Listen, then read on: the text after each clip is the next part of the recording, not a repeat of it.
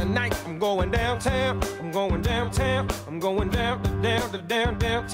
I'm going downtown. I'm going downtown. I'm going downtown. Hey, ain't nothing you can tell me that I don't already know. Oh, yeah. Been around the block a few times, I've seen it all before. Tonight, what we are having is, well, it's nothing fancy. I'm not going to pretend that it is like my last dish, while delicious, the baked salmon.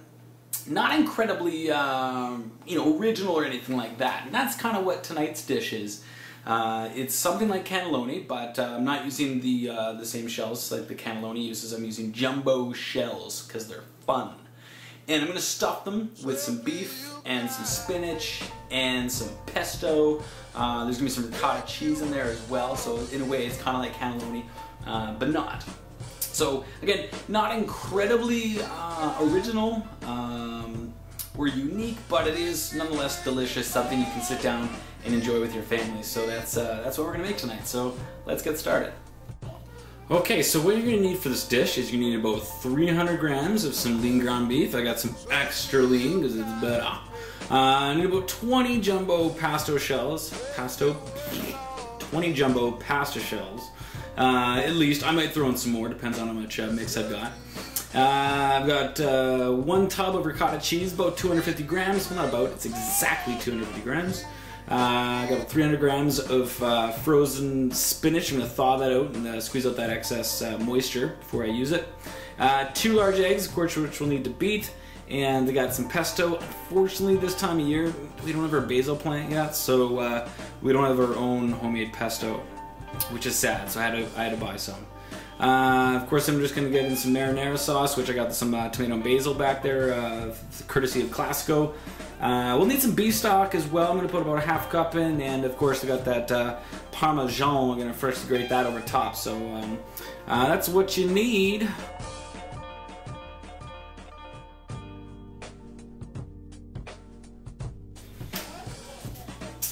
Alright, so take your beef, of course, obviously, toss it in there. Make sure your pan's nice and hot first. You don't want to throw your beef in there when it's cold. Turn that down a bit now.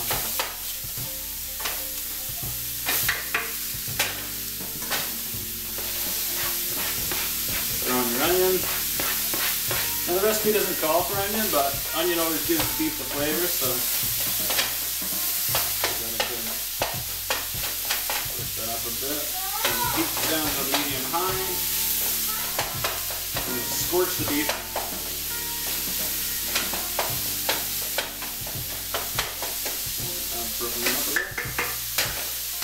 Throw in some fresh ground.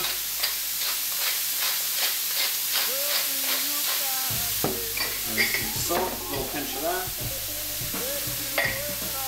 Good to go. Okay, so my beef's almost done. I'm going to be taking it out of the pot, out of the pan, and I'm going to put it into a bowl to cool, where I'm going to be adding my 2 eggs. Of course, make sure your eggs are well beat. And that should do it. I'm also going to add in my half cup of beef stock, and I'm going to add in my ricotta cheese as well. Alright, so beef is just finishing up here. As you can see, it's got that nice brown color to it. It's broken up quite nicely. Again, I'm going to put into shells, right? So I don't want big chunks of beef, otherwise it's going to take up the whole shell. So I want it nice and broken up there. Okay, so I'm going to take this off the stove now. I'm going to put it into my bowl to cool, where I can then add those other fixings as well. Okay, so I've got my spinach thawed. For the most part, I just broke up any big chunks that were still there. Just, squeeze the hell out of them. So it's been sitting in a bit of water to help kind of thaw, speed the thaw process, because I started to thaw it a little bit late. Which is fine, just means I gotta squeeze it more to get all that moisture out, because again, you don't want to have all that moisture, because you're gonna have really runny, soggy, like look at all that, look at that. That's terrible. So I'll just put that in, I don't have a cheesecloth, so I'm gonna put that in some paper towel, and I should do the same.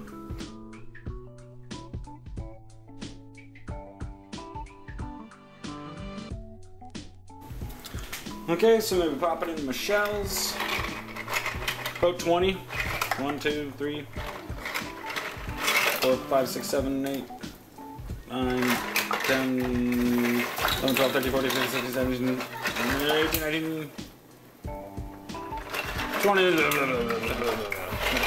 something like that. Okay, so now that my beef mixture has cooled, I'm going to be adding in some ingredients, such as I'm going to add in my egg, the ricotta, a couple tablespoons of the pesto. Again, I'm so wishing I had made my own, but it's just too early in the season for me yet. And of course, the spinach. So in goes the ricotta.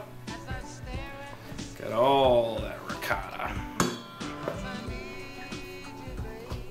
So I'm gonna mix that in first, just because it's nice and crumbly.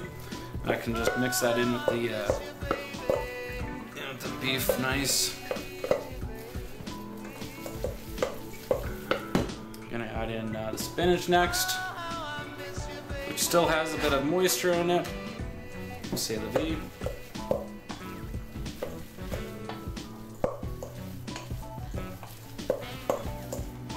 Okay, that's all nice and mixed. Gonna add in my egg.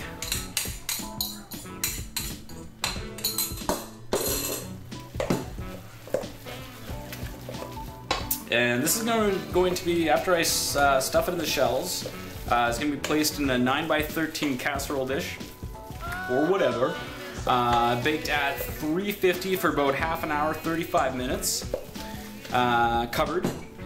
After that time, take it out and uncover for about 15 minutes.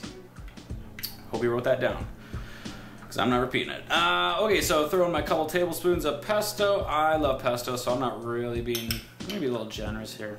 Pesto is just so awesome. I can't wait. Normally we get a couple basil plants and we just feed the hell out of them. And then, yeah, I use the basil for cooking throughout the summer. Melissa likes to usually make a basil salad. She uses bocconcini cheese with cherry tomatoes and some olive oil. It's pretty delicious. And of course, we get the pine nuts and the garlic together, make a nice batch of pesto, which you put into ice cube trays and freeze, so that, you know, down the road, and then you put them in a big Ziploc, right? Big freezer Ziploc. And then sometime down the road, you want to make a dish with pesto. You take one of those little ice cubed pestos out of the freezer, toss it in whatever it is that you're making, bam, instant pesto. It's great. So that'll be getting kicked off pretty soon. Okay, so there's my mixture. My noodles are just about done, so I'm gonna go stuff those, and let's get the casserole dish ready. Alright, so I got my casserole dish. I'm gonna throw in my jar of marinara, essentially.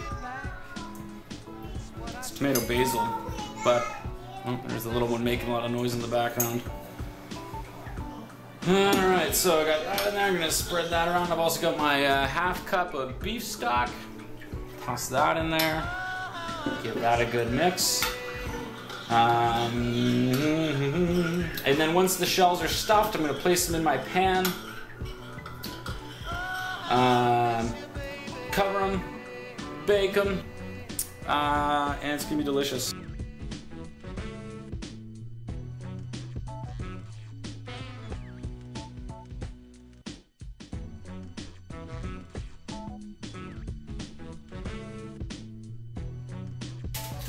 Alright, so here they are, wrapped up in foil. Going in for 30-35 minutes, and then I'm going to pluck them out, uncovered. I'm going to put that Parmesan cheese sprinkle on it.